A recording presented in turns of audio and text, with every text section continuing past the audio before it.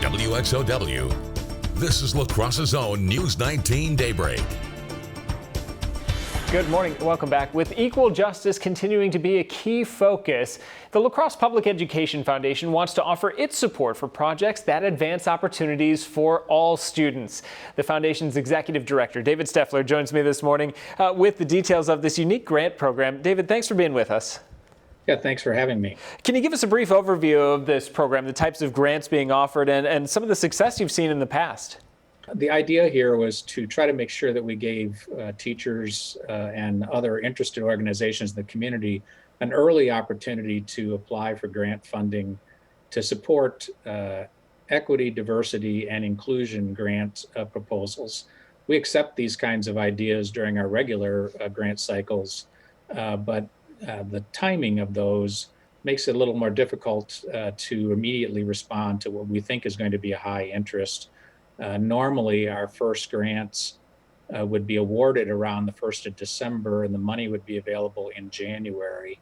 And what we're doing with this program is making the money available sometime in early October so that projects can happen this first semester of school. Diversity and inclusion, equity grants. What are some of the examples that you've seen in the past of recipients of this grant, and examples of applications you might expect to see? Yeah, we've funded everything from classroom books and materials to bringing in presenters, speakers, to giving students opportunities to participate in activities. So things like the local organization called Black Leaders Acquiring Collective Knowledge have funded a trip for students to tour civil rights sites, and we provided some funding for that summer trip a couple of years ago. We've brought in speakers, guest artists, all with the idea of giving students an opportunity to experience things they wouldn't otherwise be able to do in the classroom.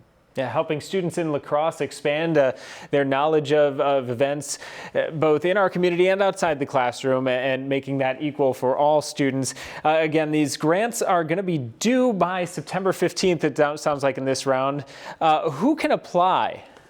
Yeah, any school or teacher in the school district of La Crosse, public schools here in La Crosse, or any organization that is working with one of those schools.